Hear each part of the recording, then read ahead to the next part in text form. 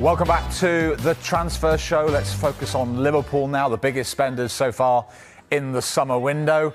Mark, I know there's a long, long way to go, many weeks in this transfer window, but so far, would you say Slot and Liverpool have won the window? It certainly feels like it. Premier League champions, they were 10 points clear, most wins, most goals, best defence. They're the team to catch, they're the team to beat, and at the minute, everyone's lagging behind in the transfer market as well. Let's take a look at the business that Liverpool have done so far, because it has been absolutely outstanding. And the first thing you'd think is, this is targeted, this is structured, this is planned, this is coming from the top, and very clearly they had identified players and positions that they needed to strengthen, and they've done exactly that. So let's take a look. Obviously, the potential English record of Florian Wirtz from Bayer Leverkusen, done and dusted. Milos Kerkez, a player that Richard Hughes knows incredibly well. He signed him from Bournemouth as well. They went and activated that pursuit by getting that deal done for 40 million, inclusive of add-ons as well, which looks like extremely good business. You can see Jeremy Frimpong as well.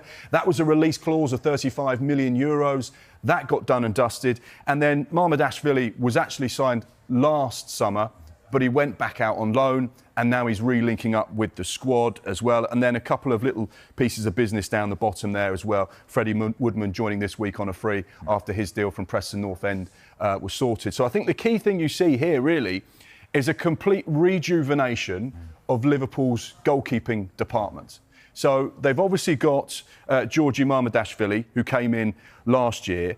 He's only 24 years old, from Valencia as well. So he could be the Liverpool #1 for 10 years or more. You know, he's at the perfect age to develop, and a really outstanding goalkeeper. We know that Alisson still has 2 years left on his current contract as well, so it'd be interesting to see the dynamic there between those two. But without question, you've got two first-class goalkeepers. Obviously, they've got Vitislav Jaros, who's gone on loan to Ajax, so that's a really good loan. Woodman's come in as well, so it's a complete rejuvenation of the goalkeeping department. And you'd say, actually, despite losing Kelleher, it's probably stronger now than it was last season. So that's like big box tick as far as they're concerned. And the fullbacks, of course, as well. A new look fullback set up with Trent having gone.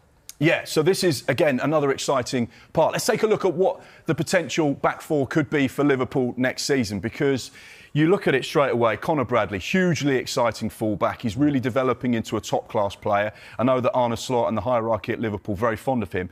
And you've got Frimpong, Jeremy, who's come in, who can play as a right wing-back, can play in that Mo Salah role down the right-hand side. He can also play at right-back as well. But you'd imagine Conor Bradley would be the main choice there. Konate's going into the last year of his Liverpool contract. One to keep an eye on there. Does he sign an extension? Do they sell him? Or do they just allow him to go on a free?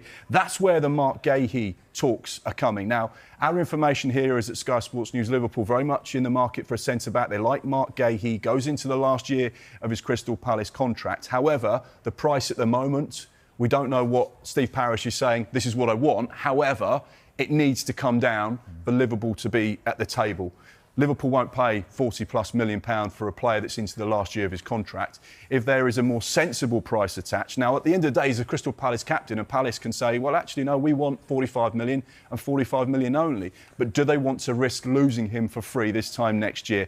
Virgil van Dijk just signed a new 2-year contract, no question about his position there. But this is where it gets a little bit interesting as well. Down on that left-hand side, Milos Kerkez, Hungary international. You've got a Champions League winner, Premier League winner, Andy Robertson, who's got interest from La Liga and Atletico Madrid, and you've got Tsimikas there. So you'd imagine Liverpool maybe will see one of those two players leave Anfield over the course of this summer. But yeah, like you rightly say, it could be a new look back four.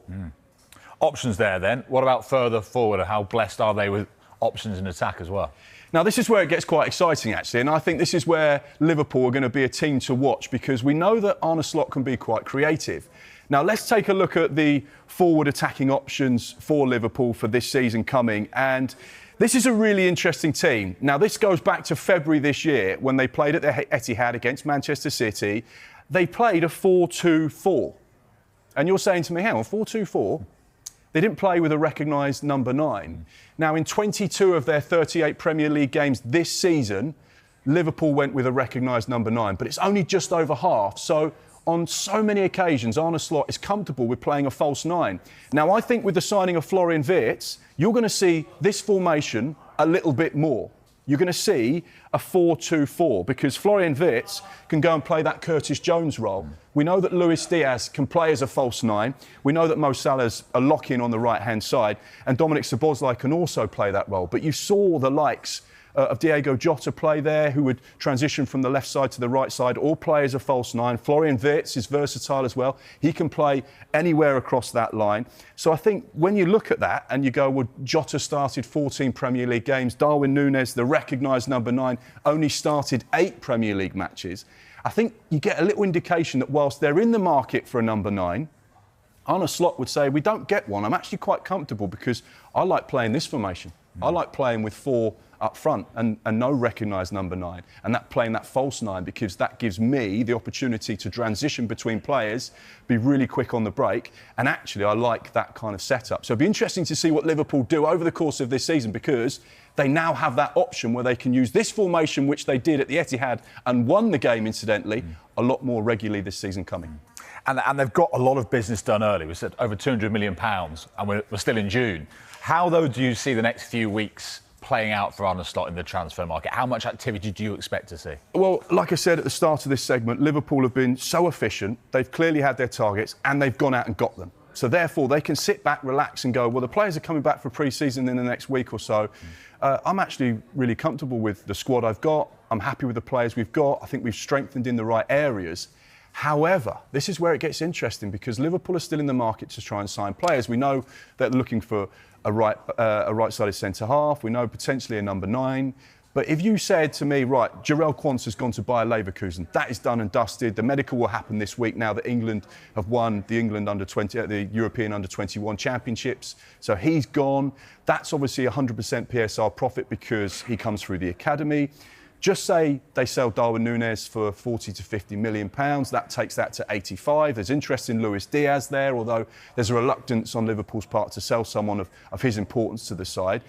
What about Harvey Elliott? Sensational during the European Championships. Player of the tournament, scored in the quarter-final, scored in the semi-final, scored in the final. He's been scored in the semi-sensational. We know that there's interest from the Bundesliga. There are other Premier League sides interested in him as well. Just say, for example, someone says, well, just say, for example, 40 or 50 million. They didn't pay that much for him because he come as a youngster. Suddenly that 85 they're bringing in turns into 130 or so. They've made money on 130 and 150 million. So suddenly Liverpool could generate 150 to 200 million in sales, which just covers off the money they've already spent. So guess what that means? They can go and spend again. They can go again and buy more players and strengthen yet again. So strengthening from a position of strength, it feels like Liverpool could yet be so much more formidable in this transfer market. And I think they're absolutely a team to watch. But right now, one thing we do know is they're so relaxed with the business they've done because they've got it done early. Liverpool, one to watch.